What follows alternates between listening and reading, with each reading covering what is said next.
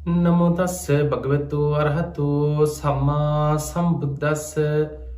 නමෝ තස්ස භගවතු අරහතු සම්මා සම්බුද්දස්ස. නමෝ තස්ස භගවතු අරහතු සම්මා සම්බුද්දස්ස. හැම දිනාටම තෙරුවන් සරණ ප්‍රාර්ථනා කරනවා.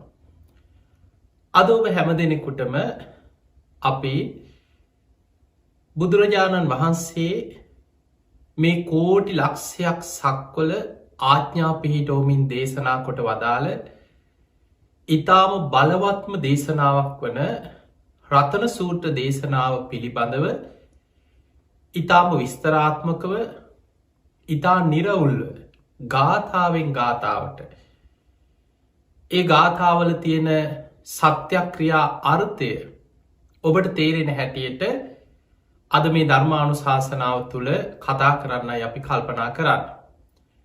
රතන සූත්‍රයේ විශාලා මහනුවර තුන්බිය දුරුකරපු ඉතාම වටිනා ඉතාම වැදගත් තුනුරුවන් ගුණ ඇතුළත් සත්‍යක්‍රියා දේශනාව. අපි දන්නවා මේ වෙලාවේ මේ ලෝකේ පුරාම මහා වසංගතයක් පැතිරීගෙන යන වෙලාවේ අපි කාටත් බුදුරජාණන් වහන්සේගේ ධර්මය තුළ එදා විශාලා මහනුවර සිදුවීම නැවත නැවත අපට සිහිපත් වෙනවා. විශාලා මහනුවර තුන්බිය ඇතිවෙච්ච වෙලාවේ රෝග දුර්භික්ෂ අමනුස්ස එදා විශාලා මහනුවර එක දවසකට 100 ගණන් දහස් ගණන් මිනිස්සු මරණයට පත්වෙවී මුළු නගරෙම මේ වසංගතෙන් අසරණ භාවයට පත්වෙනකොට ඒ අතර නියගයක්කාව ඒ වගේ අමනුස්ස විපත් ඇතිවෙන්න පටන් ගත්තා.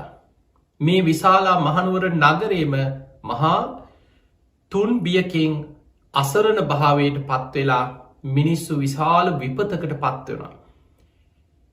බුදුරජාණන් වහන්සේගේ මේ රතන සූත්‍ර දේශනාවේ බලය මහ පුදුම විදිහට විශාලා මහනුවරට දිට්ට ධම්ම වේදනීය විදිහට ඒ මොහොතෙම මහා ආශිර්වාදයක් වුණා. අපේ බුදුරජාණන් වහන්සේ විශාලා මහනුවර නගරයට වැඩම කළ සිරිපතුල් තබනකොටම එකිනෙකට වෙනස් වැසි 7ක් ඇදහැලෙනවා. පොදවැස්සක්, මල්වැස්සක්, පිනිවැස්සක් මේ මහා වැසි ඇදහැලිලා නියගෙ දුරු වුණා. බුදුරජාණන් වහන්සේ නගරයට සිරිපතුල තබද්දී මේ නගරය අරක්ගෙන හිටිය අමනුස්්‍යයන් යක්ෂයන් සීසීකට දුවන්න පටන්ගත්තකින නගරය අතහැරලා ඔවුන් වෙනත් ප්‍රදේශවලට දුවලගිය. මේ මනුස්්‍යයන්ගේ ඇඟවල්ලුවට ආවේශ වෙලා නගරි පුරා අර මලකුණුවල ඕජා උරාබොමින් හිටපු අමනුස්්‍යයෝ නගරය අතහැරලගිය. බුදුරජාණන් වහන්සේ ආනන්ද හාමුදුරුව ලවා ගංගානං ගඟින් පැන් එකක් පිරිත් කරලා අරගෙන පෙරල අරගෙන රතන සූත්‍රයෙන් බුද්ධ අධිෂ්ඨානයෙන් අධිෂ්ඨාන කරා. ඒ බුද්ධානු භාවෙන් ධම්මානු භාවෙන් සංගානු භාවෙන් මේ නගරවාසයෙන් සුවපත්තේවා ඔවුන්ගේ ලෙඩ රෝග සුවපත්තේවා වසංගතය දුරුවේවා. ඒ අධිෂ්ඨානෙන් ආනන්ද හාමුදුරු ලවා නගරේ ප්‍රාකාර වලලු 3 වටා යමින් පිරිත් පැන්ඉස්සා. ඒ පිරිත් පැම් බින්දු බුද්ධ අධිෂ්ඨානයෙන් හමාගෙන ගිහිල්ලා එදා නගරවාසීන්ගේ ශරීරවල දැවටෙනවා සමගම ඔවුන් මහා ආශ්චර්යමත් විදිහට සුවපත් භාවයට පත් වුණා.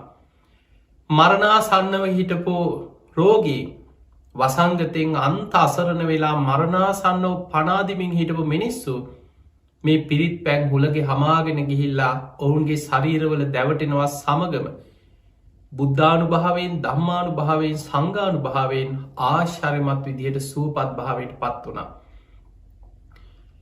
මේ පිරිස මොකක්ද මේ වෙච්ච ආශ්චර්ය? නගරවාසීන් පෙරහැරක් වගේ ආනන්ද හාමුදුරුවෝ පිරිත් පැන් ඉහිනකොට සුවපත් වෙච්ච මිනිස්සු උන්වහන්සේ පසුපසින් ආවා. බුදුරජාණන් වහන්සේ සංඝයා සමග නගරී මැද කූටාගාර ශාලාවට වැඩම කළ වැඩ සිටියා. ආනන්ද හාමුදුරුවෝ පිරිත් පැන් ඉහලා නගරේ කූටාගාර ශාලාව ළඟට වඩිනකොට ආනන්ද හාමුදුරුවෝ පසුපසින් දහස් සංඛ්‍යාත නගරවාසීන් ඇවිල්ලා බුදුරජාණන් වහන්සේට වන්දනා කළ එකත් පසකින් වාඩි වුණා. දැම් බුදුරජාණන් වහන්සේ පසුපස දෙපසින් වැඩ සිටිනවා උතුමාර්ය මහා ශ්‍රාවක සංඝරත්නය මහරහත්තන් වහන්සේලා. බුදුරජාණන් වහන්සේට ඉදිරි පස දෙපසින් ගිහි ශ්‍රාවකය උපාසක උපාසිකාවන් බණහන්න වාඩි වුණ. එදා බුදුරජාණන් වහන්සේ කෝටි ලක්ෂයක් සක්වල දෙව් බමුන්ට ආරාධනයක් කරලා උතුම් රතන සූට දේශනාව දේශනා කරන්නට ඉදුණ. ඔන්න ඔය විදිහට තමයි රතන සූට දේශනාව දේශනා වනේ. මේ රතන සූත්‍රයත් එක්ක බැඳිච්ච කාරණා ගොඩා අපිට කතා කරන්න තියෙනවා. විශාලා මහනුවරට නම හැදුනෙ කොහොමද? මේ ලිච්චවී පරපුර සකස් වනේ කොහොමද? ඔය කාරණාපි එකින් එක සාකච්ඡා කරමු. අද දවසේ මේ උතුම් ධර්ම දේශනාවෙන් කෙටි දේශනාවෙන් ඔබට කියල දෙන්නේ රතන සූත්‍රයේ සඳහන් මුල් ගාථා දෙකෙන් බුදුරජාණන් වහන්සේ දෙවියන්ට ආරාධනා කරපු ආකාරය.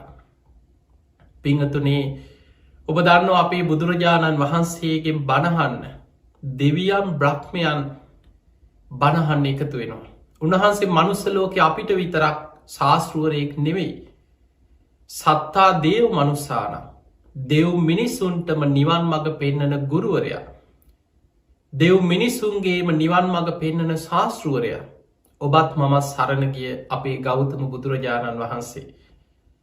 උන්වහන්සේදා ධම්ම චක්ක දේශනාව දේශනා කරන්න සූදානන් වෙද්දි. බෝමාටු දෙවියන්ගේ පටන් අකනිටා බමලව දක්වා දෙවිවරු ප්‍රීති ගෝසා කරන්න පටන් ගත්ත. අන්න බුදුරජාණන් වහන්සේ ධම්ම චක්කේ දේශනා කරනවා.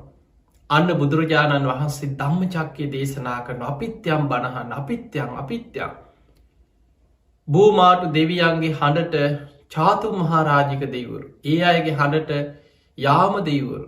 ඊළඟට තුසිත නිම්මාන් රති පරණිම්මිත වසවර්ති බ්‍රහ්ම පාරිසජ්‍ය බ්‍රහ්ම පුරෝහිත මහා බ්‍රහ්ම ඔය විදිහට ඉහලට අකනිටා බඹලව දක්වාම දෙව් මමුන් සාධකාරදිදී දස දහසක් ලෝක දහතුවල දෙවියන් ඉසි පතන මිගදාය අතුරු සිදුරු නැතුව බණහන්න පිරුණ කියරු. පිංහතුනි අපේ බුදුරජාණන් වහන්සේ එදා ධම්මචක්ක දේශනාව දේශනා කරේ මනුස්සලෝකෙන් පස් දෙනයි. හැබැයි ඒ දේශනාව අහල අවසන් වෙනකොට කොන්නඥ ස්වාමීන් වහන්සේ පමණක් සෝවාන් පලට පත්වෙද්දී 18 කෝටියක් දෙවිවරු මාර්ග පල් ලැබවා කියලා ධම්මචක්ක දේශනාවේ අට්ට කතාව සඳහන් වෙනවා. එහෙමනම් අපිට පේනවා බුදුරජාණන් වහන්සේගෙන් බණහල මාර්ග පල්ලපු දෙවිවරු බොහෝ පිරිසක් දෙව්ලෝ වැඩ සිටිනවා.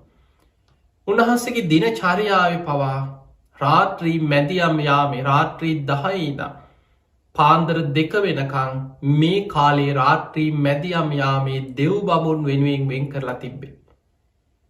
සංයුත්ත නිකාය කියන බුද්ධ දේශනා ඇතුළත් ඒ සූත්‍ර ග්‍රන්ථ කොටසේ පළවෙනි ග්‍රන්ථ රත්නය තුළ දේවතා සංයුක්තයේ දේවපුත්ත සංයුක්තය කියලා සූට්‍ර දේශනා 100 ගානක් සඳහන් වෙනවා.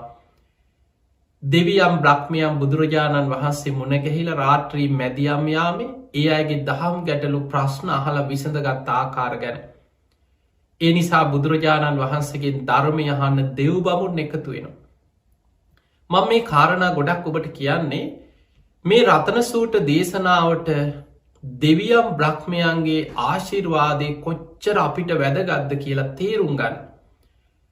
බොහෝ වෙලාවට මේ වසංගතය එනකොට අපි රතන සූත්‍ර කියන්න පටන් ගත්තා. අපි දන්නවා මේ වසංගතය දැන් අවුරුදු 1.5කට ආසන්න කාලයක්. මේ වසංගතය ආරම්භ වේගෙන එනකොටම අපේ රටේ හිතන් බොහෝ අය රතන සූත්‍ර විශාලා මහනුවර ප්‍රශ්න මේක මතක් වුණ අපිට. පන්සල්වල රතන සූත්‍ර කිව්වා. මාස ගණන් සමහරු මාස 2-3 එක දිගට රතන සූත්‍රයෙන් පිරිත් කියන්න පටන් ගත්තා. ගෙවල්වල මිනිස්සු 3 සූත්‍ර කියනවා රතන සූත්‍ර කියනවා බුදුන් අදිනවා. හැබැයි සමහරු රතන සූත්‍ර කිව්වට හිතනවා ඔය දෙවියන් මොනවා කරන්නද? දෙවියන් ඉන්නේ දෙව්ලෝ. දෙවියන්ට කරන්න පුළුවන් දෙයක් තියෙනවද? දෙවියන්ට බැන රතන සූත්‍ර කියනවා. සමහරු දෙවියන්ට ගරහනවා. දෙවියන්ට පුළුවන් නම් මේ නවත්තන්න බැරිය කියලා දෙවියන්ට බැන බැන රතන සූත්‍රය කියනවා මේ බුදුහාමුදුරුවන්ගේ ධර්මයේ සංඝයාගේ තමයි මේ පිහිට තියෙන්නේ කියලා. හැබැයි පින්වතුනි රතන සූත්‍ර දේශනාවේ පළවෙනි දෙවනි ගාථා දෙකේ මුල් ගාථා දෙකේ තේරුම ඔබ හරියට දැනගත්තනම් බුදුරජාණන් වහන්සේ දෙවියන්ගෙන් ඉල්ලීමක් කරන්නේ මේ මනුස්සයන්ව ආරක්ෂා කරන්න.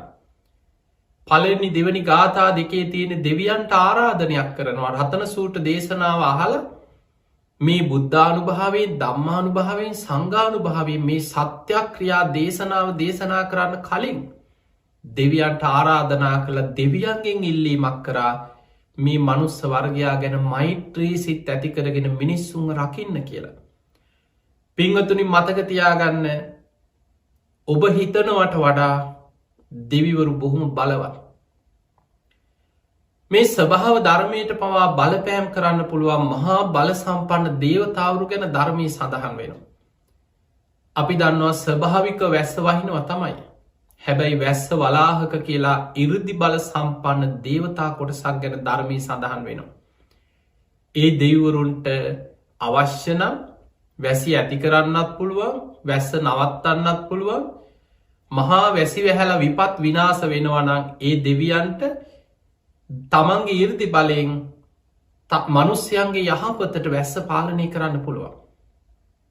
වැස්ස වලාහක දෙවිවරු ඉස්සර ඔබ අහලා ඇති අපේ පැරැන්නෝ මේවා ගැන විශ්වාස කරපු අපේ පැරැන්නෝ වැසි පිරිත් කිව්ව වැස්ස වලාහක දෙවියන්ට ආරාධනා කරන්න නිසි කලට වැසි ලබා දෙන්න කියලා ඉල්ලීම් කරා. හැබැයි මිනිස්සු ගුණධර්මයන්ගෙන් ඈත් වෙනකොට ධර්මයෙන් පිරිහෙනකොට ඒ දෙවිවරු අහක බලන දෙවියන් කාටවත් දඬුවම් කරන්නේ. හැබැයි මනුස්සයන්ගේ යහපත පිණිස ස්වභාව ධර්මයේ පාලනය කරන්න පුළුවන් දෙවිවරු ඒ දේ නොකර අහක බලනවා. මේ අධර්මිෂ්ට පාපී දුස්සීල මිනිස්සුන්ට අපි උපකාර කරන්නේ නැහැ කියන චේතනාව තුළ. මතක තියාගන්න දෙවියන් කියන්නේ කෙලෙස් සහිතයි. ඒ නිසා දෙවියන්ටත් කලකිරීම එපාවීම මනුස්්‍යයන්ගේ දුරුජනකං දුස්සීලකං අධර්මිෂ්ඨකං එක්ක දෙවියන්ටත් කලකිරින් ඇති වෙන. ඊළඟට සුළඟ ස්වභාවිකව තමයි හුළං හමන්නේ. හැබැයි වාත වලාහක දෙවිවරුන්ට තමන්ගේ ඉරුදි බලයෙන් සුළඟට බලපෑම් කළ සුළං දිසාව වෙනස් කරන්න පුළුවන්.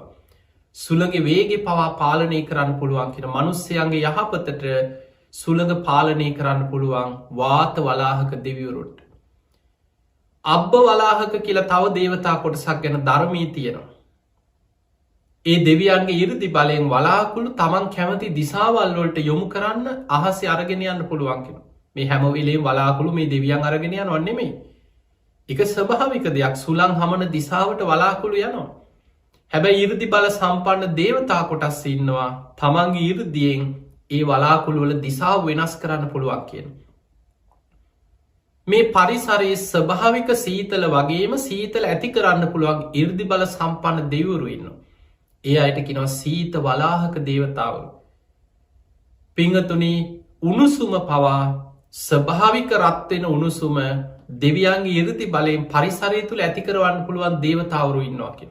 ඒ අයට කියනවා උන්හ වලාහක දේවතාවරු. එහෙමනම් අපිට පේනවා සීතල වේවා, උණුසුම වේවා, වැසි වේවා, සුළං වේවා, වලාකුළු වේවා මේ ස්වභාවික දේවල්. හැබැයි ඉරුදි බල සම්පන්න දේවතාවරුන්ට ඒවට බලපෑම් කළ හැකි, ඒවැ දිසාව ප්‍රමාණය ඒවා වෙනස් කළ හැකි දේවතාවරු ඉන්නවා. එමනම් අපිට පේනවා මේ ස්වභාව ධර්මයට බලපෑම් කළ හැකි දෙවිවරු ඉන්නවා.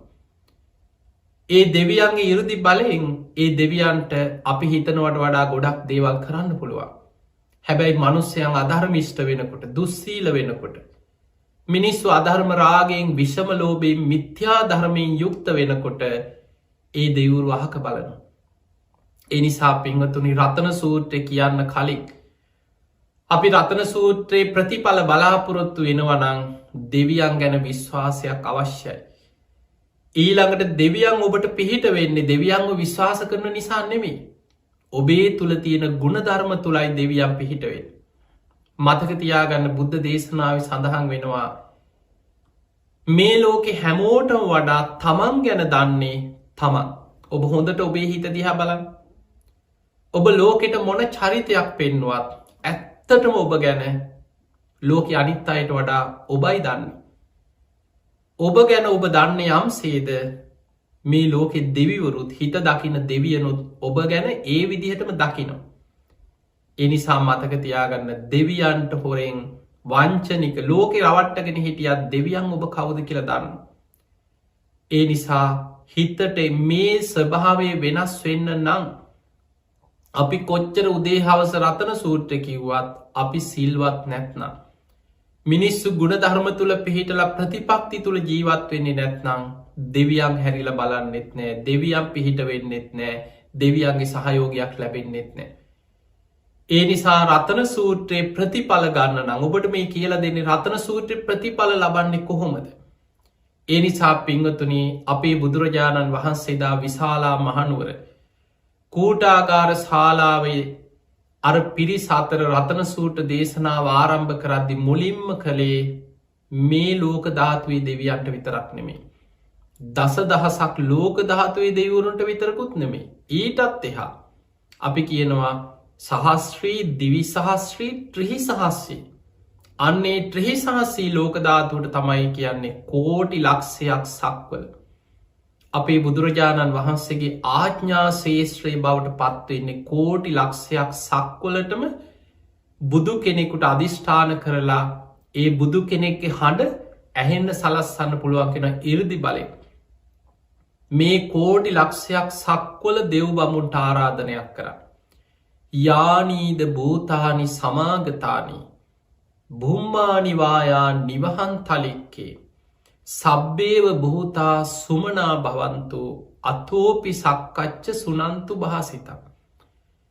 පිංහතුනි බුදුරජාණන් වහන්සේ මේ ගාථාවෙන් බොහොම ලස්සනට මේ ආරාධනාව කරද්දී යානීද භූතානි සමාගතානි බුම්මානිවායා නිවහන් තලික් එතන අන්තරීක්ෂ කැන මේ අහසේ මේ අන්තරීක්ෂේ රැස්සෙලායි නතන භූතානි කැන මේ භූතය පෙරේතයෝ නෙමේ. බුදුරජාණන් වහන්සේ නගරයට පිරිත් පැන් ඉහලා සිරිපතුල තබනකොටම යක්ෂයෝ අමනුස්යෝ පෙරේතයෝ නගර අතහැල්ලා දුවලගිය. ඔවුන්නේ නගරින් ඉවත් වුණා. මෙතන දෙව් බමුන්ට මේ ආරාධනා කරන්න. බුදුරජාණන් වහන්සේ ආරාධනා කන මේ අන්තරීක්ෂය අහසේ ඉන්න දෙව් බමුන්ට කෝටි ලක්ෂයක් සක්වල දෙව් බමුන්ට ආරාධනයක් කරනවා. මොකටද? සබ්බේව භූතා සුමනා භවන්තු අතෝපි සක්කච්ච සුනන්තු භාසිතක්. මේ දේශනාව සුනන්තු භාසිතම් බුදුරජාණන් වහන්සේගේ මේ උතුම් දේශනාව හොඳින් අහන්න. ඉස්ලාම කියනවා දෙවිවරුන්ට පැමිණෙන්ට පැමිණිලා මේ දේශනාව හොඳට සුනන්තු භාසිතක්. බුදුරජාණන් වහන්සේගේ මේ උතුම් බුද්ධ භාෂිතය මේ බුද්ධ වචනය බුද්ධානු භාවයෙන් දම්මානු භාවේ සංගානු භාවයෙන් කරන සත්‍යක්‍රියා දේශනාව හොඳට කන් යොමු කරගෙන අහන්න දෙවියනි කියනවා. ඉස්සල්ලා මේ අහස රැස්සෙලා ඉන්න දෙවියන්ට කියනවා මේ මිනිස්සු ගැන මෛත්‍රී සිතෙන් මේ කහන්න. සබ්බේව භූතා මේ සියලු සත්වයෝ ගැනම සුමනා භවත්තු මෛත්‍රී සහගත සිතෙන් පැමිණෙන්න ආරාධන මේ කරන්න දේව ආරාධනා. දැන් අපි බණක් කියනකොට දෙවියන්ට ආරාධනා කරන්න වෙන විදිහකට සමන්තා චක්කවාලේසු අත්‍රා ගච්ඡන්තු දේවතා සද්ධම්මම් මුනිරාජස්ස සුනන්තු සග්ග මොක්කදං ධම්මස් සවන කාලෝ අයම් බදන්තා ධම්මස් සවන කාලෝ අයම් බදන්තා කියලා අපි දෙවියන්ට ආරාධනා කරනවා මේ බණ අහන්න කාලයයි ධර්මයේ ශ්‍රවණය කරන්න කාලයයි සුනන්තු සග්ග මොක්කදම් මේ බණ අහලා උතුම් නිවන අවබෝධ කරගන්න ධම්මස් සවන කාලෝ අයම් බදන්තා මේ ධර්මයේ ශ්‍රවණය කරන්න පැමිණෙත්වා කියලා අපි දෙවියන්ට ආරාධනා කරන බණ කියන්න කලින්. එතකොට අපේ එක ක්‍රමයක්. බුදුරජාණන් වහන්සේත් මේ වගේම රතන සූත්‍ර දේශනාවේදී මුලින්ම කළේ කෝටි ලක්ෂයක් සක්වල දෙව් බමුන්ට ආරාධනා කරා. එන්න මේ මිනිස්යා ගැන මෛත්‍රී සිත් ඇති කරගන්න. මේ දේශනාව හොඳට අහන්න.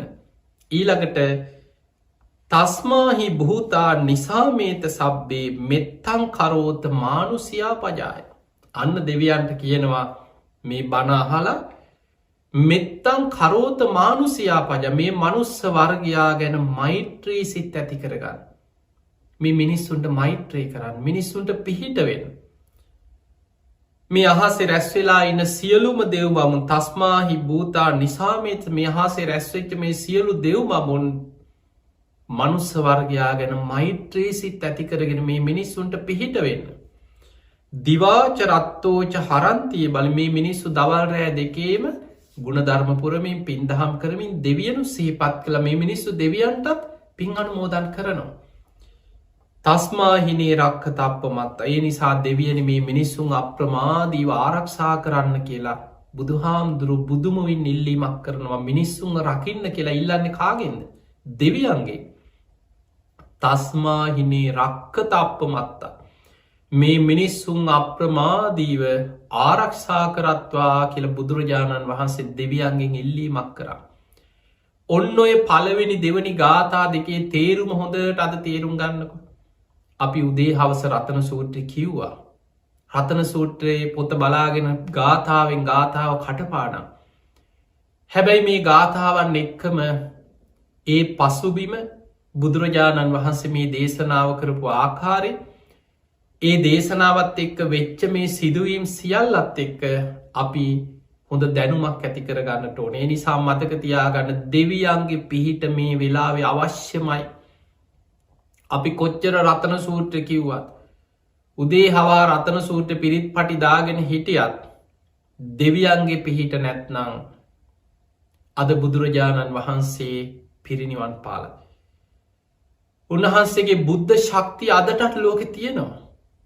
මේ රතන සූත්‍රයේ මේ ආඥාව මේ ශක්තිය මේ බුද්ධානු භාවේ ධම්මානු භාවේ සංඝානු භාවේ මේ තුනුරුවන්ගේ ශක්තිය අද ලෝකෙ තියෙනවා. බුදු හාමුදුරුව පිරිනිවන් පෑවට උන්වහන්සේගේ බුද්ධ අධිෂ්ඨාන මතයි 13 වහන්සේලා වැඩයින්. ඒ සිරිපා සටහන් ලෝකෙ පවතින්. අදටත් ජයශ්‍රී මහ බෝධීන් වහන්සේගේ දක්ෂිණ සාකා බෝධීන් වහන්සේ ආශ්චරිමත් අවුරුදු 2500 ගානක ඉතිහාසයක් හිතන්නවත් පුළුවන්ද. ඒ උතුම් සතර දළදා වහන්සේලා අදටත් බුද්ධ අධිෂ්ඨානින් පවතින්. ඒ නිසා ඒ උතුම් ධාතුන් වහන්සේලා වැඩඉන්න භූමියේ අපි මේ රතන සූට්‍ර දේශනාව කියද්දී මතක තියාගන්න දෙවියන් ඔබ දිහා බලන්නේ දෙවියන් පිහිට වෙන්න මිනිස්සු සිල්වත්නම්. ඒ නිසා තමන් උතුම් සීලේක පිහිටලා හිතට එකඟව පන්සිල්වත් හොඳට රකින්න. හිතට එකඟව අවංක සාධාරණ ජීවිතයක් ගත කරන්න. ඒ තුළ පිහිටලා සත්‍යක්‍රියාවක් පවා කරන්න පුළුවන් විදිහ ජීවිතයක් ඔබේ ජීවිතය තුළ ඇති කරගන්න. අන්න එහෙම ඇති කරගෙන ඔබ උදේ හවස රතන සූත්‍රය කියද්දී දෙවියන් ඒ කාන්තෙන් ඔබට පිහිට වෙනවා. මනුස්සයන්ට පිහිට වෙනවා. රටට පිහිට වෙනවා. මෙත්තං කරෝත මානුසියා පජාය මේ මනුස්ස වර්ගයා ගැන මෛත්‍රී සිතෙන් මේ මිනිස්සුන්ට පිහිට වෙන්න. දවල් රෑ දෙකේ මේ මිනිස්සු පින්දහම් කරමින් ගුණධර්ම පුරමින් ධර්මානුකුල ප්‍රතිපක්ති පුරනවා. තස්මාහිනේ රක්ක තප්ප මත ඒ නිසා අප්‍රමාදිය මේ මනුස්ස වර්ගයා ආරක්ෂා කරත්වා කියල තමයි බුදුරජාණන් වහන්සේ රතන සූට්‍ර දේශනාවේ ඉතිරි ගාථා කීපේ දේශනා කරමින් රතන සූට්‍ර දේශනා කරන්නට ඉදුන්. තින් අපි ඉතිරි ගාථා ගැන ඊළඟ දවස කතා කරමු. තින් අපි කවුරුත් ආශිර්වාද ප්‍රාර්ථනා කරනවා. ඔබ හැම දෙනාටම මේ උතුම් රතන සූට්‍ර දේශනාවේ බුද්ධානු භාවයෙන් ධම්මානු භාවයෙන් සංඝානු භාවයෙන් ඔබ හැම දෙනාමත් විශේෂෙන් අපේ රටේ සෑම සියලු දෙනාමත් ලක්වාසී ලෝවාසී හැම දෙනාමත් නිදුක්වේවා නිරෝගිවේවා සුවපත්තේවා. මේ පවතින වසංගත තත්ත්වය දිනෙන් දිනම අඩුවෙලා ඉක්මනින්ම මේ රටේ මේ වසංගතයෙන් නිදහස් වෙලා මේ මනුස්්‍යයන්ට යහපතේ ගුණධර්ම පුරාගෙන ධර්මය දියුණු කරගෙන ධර්මානුකුලෝ ජීවත්වෙන පරිසරය පසුවිම ඇතිවේවා. සියලු දෙවියෝ කෝටි ලක්ෂයක් සක්වල දෙව් බමුණ. එදා විශාලා මහනුවර අහසේ පිරිලා ඉතිරිලාගිය දෙව් බමුන් විශාලා මහනුවර නගරවාසීන් ගැන මෙත් සිතේ මෛත්‍රී සිතේ.